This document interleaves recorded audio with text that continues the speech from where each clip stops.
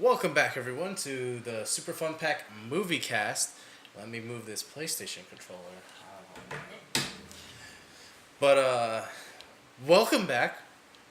We're going to try a little shorter format today for a little bit of housekeeping for you guys. Just let us know if you like the longer format with the news section or you just like the movie reviews. So we're just going to try a movie review out and no news, no nothing. We might do something with that later, but right now it's just news. No news. Oh yeah, no news. It's just the review. So today, it's episode 17? 17, yes. 17. We are going to talk about the Netflix original movie, The Forgotten. Not The Forgotten. The Forgotten. Forgotten. The Forgotten. Was it The Forgotten? I'm pretty sure it was just Forgotten. Nope, The Forgotten. There's a Forgotten on Netflix, and that's the wrong one. I'm looking it up because there's it's two also of them. A Korean movie, and that makes it super complicated. So what we watched The Forgotten. I think we watched The Forgotten. Wow, I can't believe I got a the and a.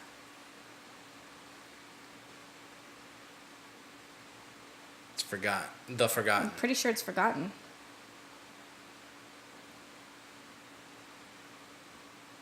Oh, I'm looking it up right now.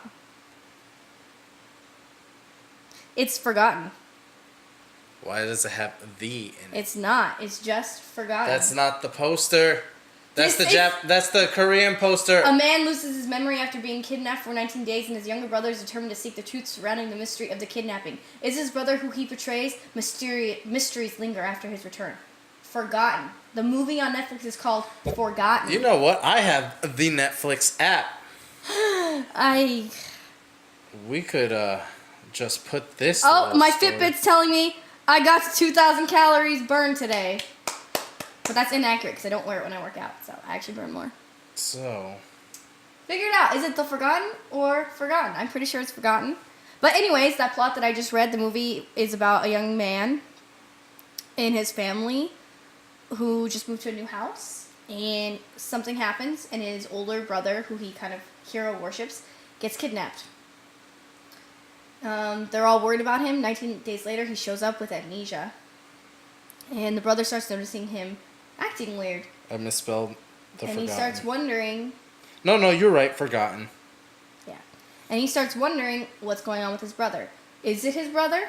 What is it his brother? Or is his brother acting weird? What's happening? And so that's all we knew. We knew nothing really about it. It was just the Netflix. No, you knew that. I knew He knew nothing. Nothing. I didn't know anything. I didn't know that either. I just watched the Netflix trailer, and it looked interesting. And I'm kind of getting hero fatigue, so I wanted to watch some different movies this week instead of just superhero movies. So when I saw that trailer, I was like, that seems interesting. Seems like a mystery, maybe a thriller. I'm excited. Yeah. Also Korean, so I thought it'd be interesting to watch a foreign film. So, yeah. I am still thinking about it 3 days after we watched it. I am not. But I watch a lot of Korean stuff, so Yeah, you like K-dramas. I watch K-dramas and stuff, so the plots were very reminiscent of a K-drama for me. It followed a logic that I understood and kind of could foreshadow or guess, because when we were watching it, you're like, that happened. And I was like, yeah, I figured that would happen because I know K-dramas. Yeah. So just like any K-dramas, I think watching it, the acting was really good. Because it was very character-driven. Yeah, and that's a testament to the stories you like. You like very character-heavy stories. Yeah, but I thought the actors did really good, especially the lead man who played the younger brother. A lot. He was I think he was in almost every single scene. Yeah, he was. And I thought he did a good job. No, he definitely did really well. It was very believable. It was very dramatic, which fits the whole the Korean kind of, I guess, style of acting. He was his acting was very dramatic, but it fit into what I've watched in other things. So it didn't feel out of place with me because I expected that. So for me, the movie felt very anime-esque. You know what I mean? The opening shot looks like it's made from an anime. they took something from an anime and just put it into live action, and that's not saying it's bad. Mm-hmm. It just felt very typical to me. It felt like a very slice of life anime was about to start. The funny part is you're comparing it to anime because that's what you've seen. I'm comparing it to other Korean things that I've seen. Like, I've seen some K-dramas in my life. I've seen, like, Korean movies, too, and this fit, like, the shooting style a little bit. But you're saying it's reminiscent. Are you saying it's bad, or you just think reminiscent? It's just very reminiscent. Yeah. It's not bad by any merit. It's just, if you watch a lot of anime, especially, like, slice of life anime, Slice of life anime? Yeah, it's like about a person, like their day-to-day life. Oh, okay. Like when they fall in love, they don't, whatever. Mm-hmm. Just drinking my coffee. You asked me to work at It's Late at Night, guys, after we trained MMA, and he broke his toe. I'm tired. Yeah, whatever. But I have to go to work tomorrow, so I didn't get any coffee, but I'm also extremely tired. Like, my eyes are like, so I have to drink some. Okay. I'm just cold. That's why I'm drinking it. Because we're getting another nor'easter, guys. Nor'easter? Fun. Nor'easter? Nor'easter. I hate that word, just saying. Just call it a fucking northeastern. Anyway, his eyes got really big. Like, what the fuck did she say? Yeah, I'm from California, bitch. I hate your fucking weather out here. Guys, East Coast gave me eczema in my ear because apparently my California skin has been acclimated. It's too delicate to handle the harsh winters. It's not acclimated to this dry fucking air, and so I went to the doctor multiple times for this. They finally went in, and she was like, "Is your skin dry? Yeah. Or do you drink water? Yeah. I think you just have dry skin." Okay, but going back to your whole point of slice of life anime. So it felt very slice of life in the beginning. Hell, even once they were moving everything in within the opening scene, they're moving stuff in because they moved into a house, and the guy's narrating it. The main character, this 21-year-old boy, I forget his name. It's Junsuk. Junsuk. The hard part is it's spelled a certain way, but they say the words differently, so I'm not sure how to pronounce it. But it's like Junsuk. Yeah. And his brother's like Yunsuk. Yeah, it's weird. But he goes and immediately narrates the story, and he's like, "Oh, this is a house that's very familiar to me. Oh, it's weird." Blah, blah, blah. I'm like, "Oh, okay, so this is going into like mystery now." And then throughout the movie, they play with your expectations a little bit. Mm-hmm. You think, "Oh, so it's gonna be like a mystery," and then it becomes more slice of life, and you're like, "Weird." And then there's just people that are acting weird. Yeah, so it went from being like, okay, this is gonna be like a thriller, like what's happening to my brother, to a mystery, to almost a ghost story. You thought it was gonna be like a ghost horror movie for a second. To then, no, you're wrong. So they kept, but everything you were feeling is what the character was feeling too. He was confused by what was happening, so you were confused. So I think it was a really effective storytelling technique. That they made it so that we didn't understand exactly what was happening, just like the character didn't understand exactly what was happening. Yeah. So then, like, the moment the movie starts picking up, in my opinion, is when Yunsuk or Jinsuk, like the brother. Yunsuk's the older brother. When the older brother comes back. Yeah, but I think that's when it's supposed to pick up, up, like, right? your interest is supposed to be piqued by the subtle sounds that were happening within the building, and like it's weird, and it's like, oh, you can't go through this door, or you can't do that. You're supposed to be like, why? What's in here, right? I was. And like, I'm like, at first I'm like, oh, is it a monster? Is it a spooky ghost? So I guess we're doing spoilers, guys. I think you guys have figured out that we're not very good at giving spoiler warnings unless it's a new movie. So well, it's not really. You're giving spoilers because the movie didn't say anything. This is the first 15 minutes of the movie. So I think that you're spoiling it because I found that to be the surprising part of it because it threw me for such a loop because I didn't know what the movie was going to be about. Well, so you just gave a spoiler. I feel you gave a spoiler. There's no spoiler. If I were listening to this, I would have been annoyed. There's no spoiler there. You annoyed me. The end tells you everything that happened. They do the same thing. They're just like, you heard a sound in this room. You're not allowed to go into this room. Mm-hmm. What's in this room? Is it a spooky monster? Is it a ghost? You don't know. Is it a figment of your imagination? Yeah, same thing. This is literally in the 15 minutes. And that's when I was like, within the first 5 minutes, I was just like, oh, it's like a slice of life. Like, okay, I know what to expect. And then it goes, oh, sorry, my mic is a little...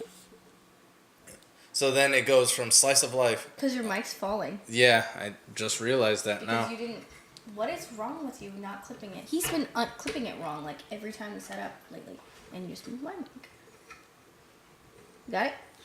Yeah. Okay. So anyway, so within the first 5 minutes, I think slice of life. And I'm like, okay. And then my brain shuts off because I'm like, all right, it's going to be a slice of life. I told you the plot when I recommended watching it. You weren't listening and don't remember. No, I listened. It's just... Because I told you it's not a slice of life story. I told you that it was like a mystery thriller. Yeah, I understand. You told me it's a mystery thriller. But that's... I'm looking by the movie, what the movie's trying to frame. And I go, all right. The movie was tricking you by trying to make you think it was just so this I'm like, type of story. So is this going to be like a slice of life thriller type thing? And I'm like, nope, not. And then it goes into this like spooky aspect. It's like, oh, so it's going to be like, is it going to be a monster that's like kidnapping people? Is it going to be a ghost that's doing it? I don't understand. And then, like, my interest starts waning a little bit because I think it took a little too long to get into it. Yeah.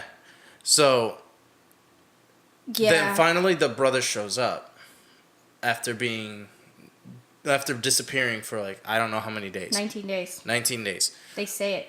Yeah, multiple it's times. just I had the number 18 and the number 20 in the head. It was close enough. It's 19. So me going through the paces with this character, I'm like, all right, now this is interesting. Like, what's going on? And then I started noticing the subtle changes that happens throughout the movie.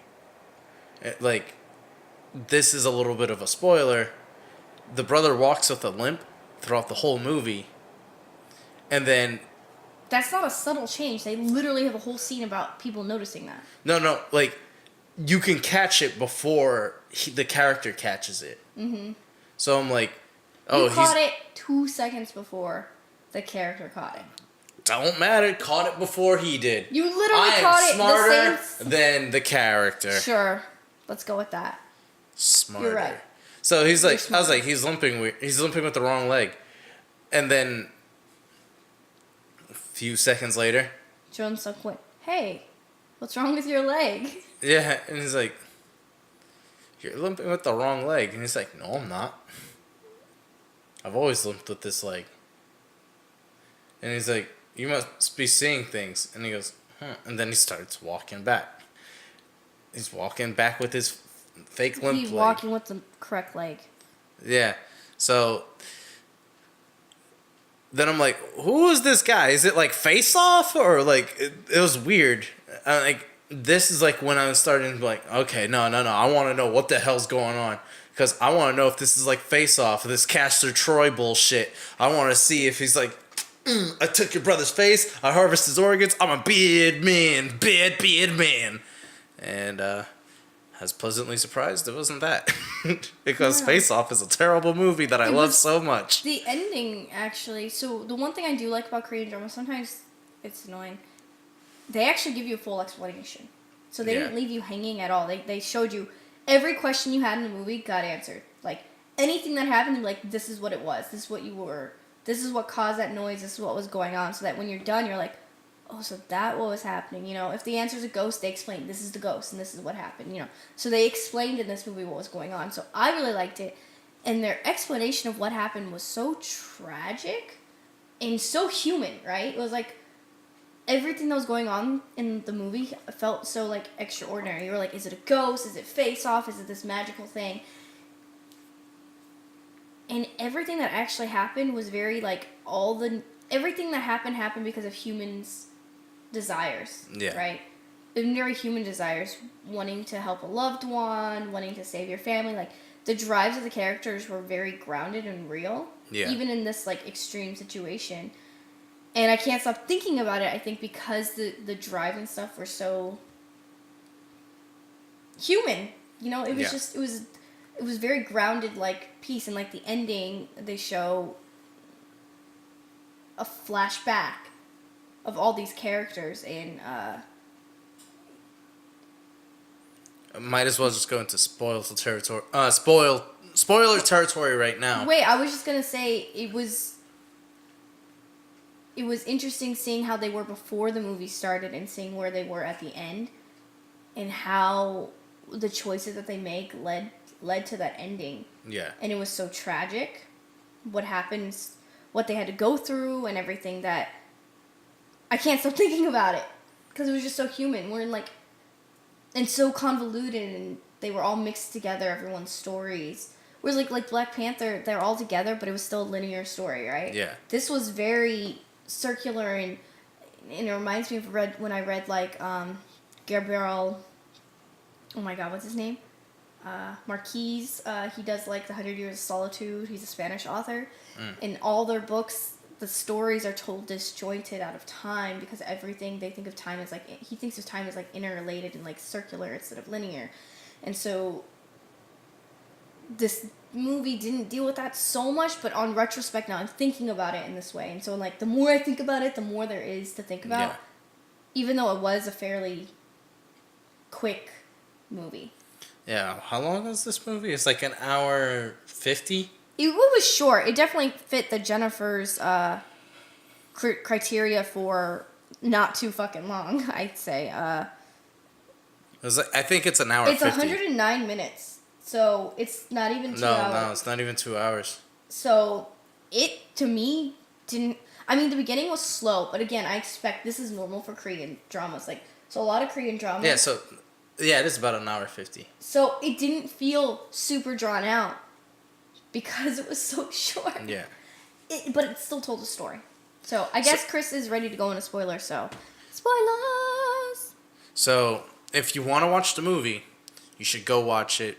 It's a fun watch. Yeah, because the spoilers will spoil the movie for you. Yeah, Half of the fun is the misdirections and how they make you experience what the character experienced. So don't want to ruin that if this is your first view. So I'd recommend go watching it. And if you want to hear our review of it, then come back. But seriously, if you're at all interested and you're like, I want to watch it, go watch it before. I'll put an annotation on the video saying like, skip to this part if you don't want to hear spoilers. Yeah. But if you're listening to the audio version, skip to like 2 minutes before the end because there's going to be spoilers out the ass. Mm-hmm. So here's your final warning. 3, 2, 1. All right, so were you surprised that this whole movie was based on like something that really can actually happen? Like there was no phantasm or like mythical shit. Like there's no ghost or anything. That's what I was telling you. It was all grounded. It was all grounded. Even the whole like hypnotism. He wasn't like, yeah, I hypnotized him. He even said, no, here, you're gonna put him on this drug that's gonna make him first you're gonna torture him, right? Yeah. I mean, that already fucks him up mentally. They were already fucking with him. Then we're gonna put him on this drug that's gonna leave him susceptible to our suggestions, and then we're gonna make sure he stays on it, and then we're gonna hypnotize him, and then we're gonna do everything we can to make him feel like what he's living is reality. They made him think he was living back 20 years ago. Before even that, they were just trying to get him to confess. And they even said like he blocked it out. He blocked it out subconsciously. So the only way we can get this information out is by tricking him that he is back in 1998. 1997. Yeah, 1997, and relive the moment again. Yeah. But they don't understand what actually happened in that Well, moment. they literally tried to recreate everything. I guess you guys will figure it out. And if you're here, we already said spoilers. Yeah. They're trying to find out if he murdered a mother-daughter 20 years ago. Yeah. So they bring him back to the age he was 20 years ago mentally by hypnotizing him. They bring him to the house that it happened at, and they move into that house, the fake family, because he's hypnotized and think they're his family, on the day that's going to have a storm because they think he killed him, the family, I'm sorry. They think he killed the family, Jun-suk Yeah. killed the family during a rainstorm. So they have everything planned. They even set up the room with fake dummies and fake blood to exactly portray the scene of how they found the mother-daughter's dead. Yeah. Like, they were going to get this guy to relive this moment to be like, get him to confess. The intricacy that they went in to do all of this. Yeah. To convince him. But it's like you're saying, it was really grounded. So I wasn't, just because I've watched movies like this, like Korean movies before. Like, that's what I'm saying. It was the way that they did everything was very Korean drama-y, but in movie format. So a lot of things were like, there's a part where he gets hit by a car and Chris is like, oh, I didn't expect that. Or you're like, he got hit by a car. And I was like, yeah, I was expecting that because of the way they did the camera. I was like, I watched so much, I knew that was going to happen. So in that regards, it was a little like expected, but it also wasn't expected just because it was so complicated, and a lot of plots like that have to be complicated. Well, like, I feel like this team, like this, like, they're private investigators. Only the guy is. Only Young-suk, the guy who's playing the brother, is. The woman who played the mother and the woman who played the father, he hired them to help him. So, everything he's done. Who's done? Yoon-suk, the brother. The older brother. The older brother. Young-suk, who's actually an investigator. Yeah, I said his name. He did everything. He planned everything out. Like, this is how it happened. But he forgot about one intricacy that him getting to that house never actually happened.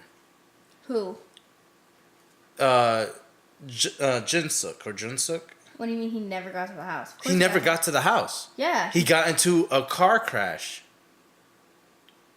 When he recounts everything that happened, when he's in the hospital bed, after getting hit by the car, and he's in the hospital bed, and then he remembers everything that happened 20 years ago. He remembered it because Yoon-suk told him everything that happened, and I think being in the hospital... That's before that. He the dream sequence is him remembering everything.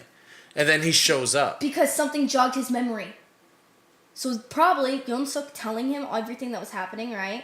Plus the torture, plus being in this house, plus the shock of finding out that people mentally hypnotized him for all of this, and then waking up in a hospital, which is where this nightmare started. Yeah. That probably shocked his system enough for him to remember. Yeah, but then I'm saying that the older brother couldn't...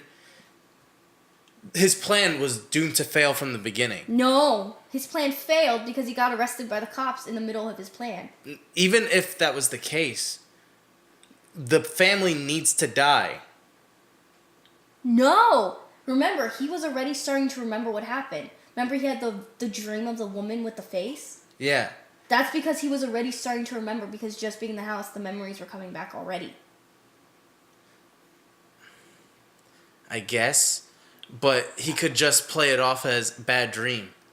Maybe, but they don't need him to think that it's reality. They just need him to admit that it happened, right? Yeah. So if he even had a dream of, like, I did this in a dream, this is what happened, then the brother knows he did it. Because how would he know all that? Well, like, everyone has, but, like, Not those... the brother, but Yoon-suk. Yeah. Everyone has these dreams, like, has bad dreams about things that never would ever happen. No, but having a dream of, I killed a woman and her daughter with a knife in a bedroom upstairs. That never happened in any of his dreams. But he was starting to envision things. He was starting to remember the woman. Like, I think you're overanalyzing it. Like, he was gonna remember. That's how memory works. You put him in a place, you recreate the scene, your brain's gonna remember. That's just how it works. That's all they were trying to do. But before they could get the thunderstorm that they needed, before they can get him into the moment, Yeon Suk got arrested, so they couldn't fulfill that moment. Yeah.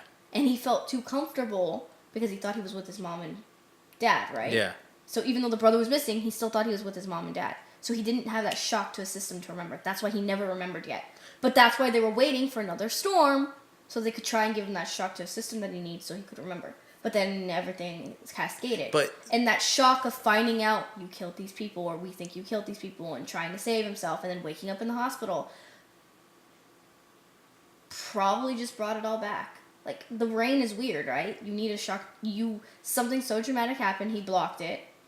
He needed something traumatic to happen for his brain to be unblock it. But if we remember from his flashback, it wasn't raining. Yes, it was. He just had his hood on and he had his hat on and it was dark.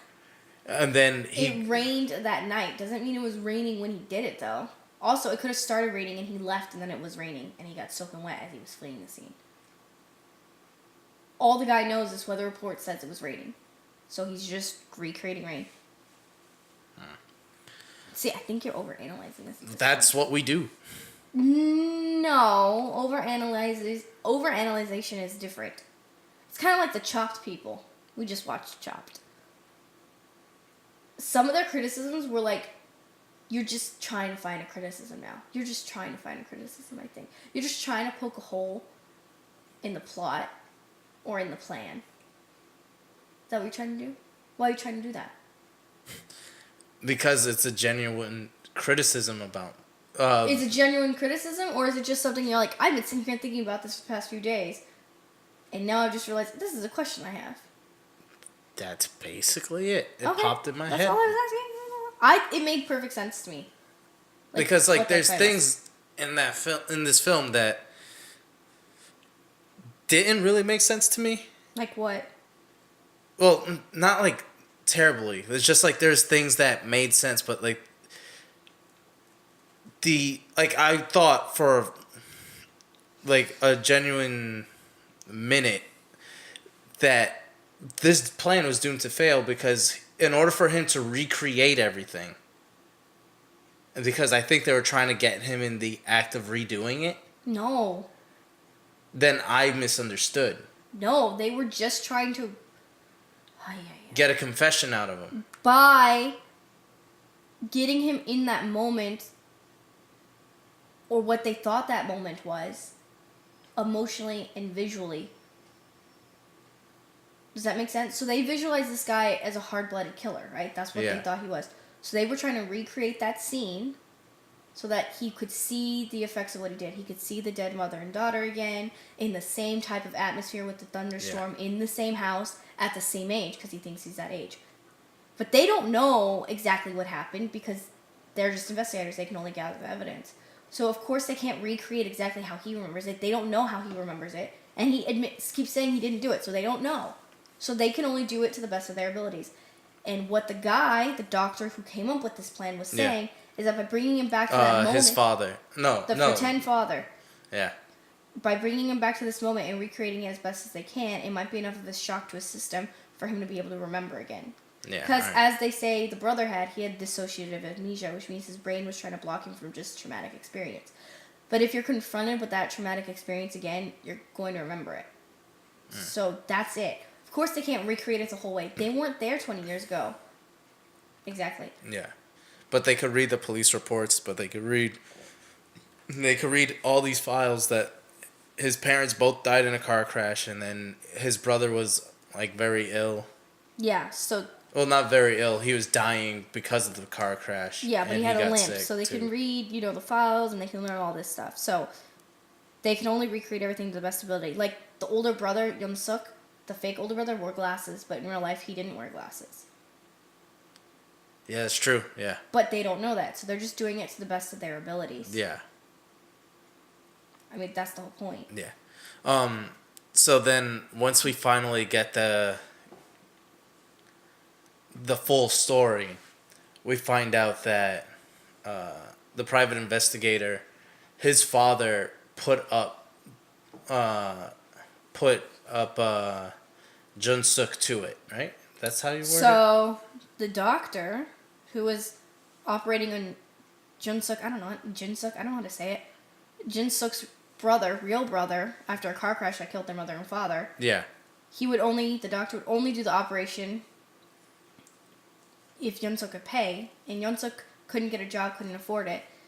So he didn't realize this, but someone anonymously on the internet promised to give him the money if he could kill two people. No, one person. One person. Kill a mother and leave the children. Yun-suk said, yeah, I'll do it. He needs to save his brother. He went to do the murder. Stuff happened, and he ended up accidentally killing the daughter and the mother. Yeah. Okay. Come to find out, because he's leaving the house, he looks at the portrait. The doctor is actually the husband of the mother, and he actually put out the contract to get her murdered. And when the doctor finds out that Yun-suk actually killed the daughter too, he gets mad because he needed his wife killed so he could collect insurance money. Yep. And he tries to kill Yun-suk. And Yun-suk defends himself, and the doctor, in an accident, falls and dies.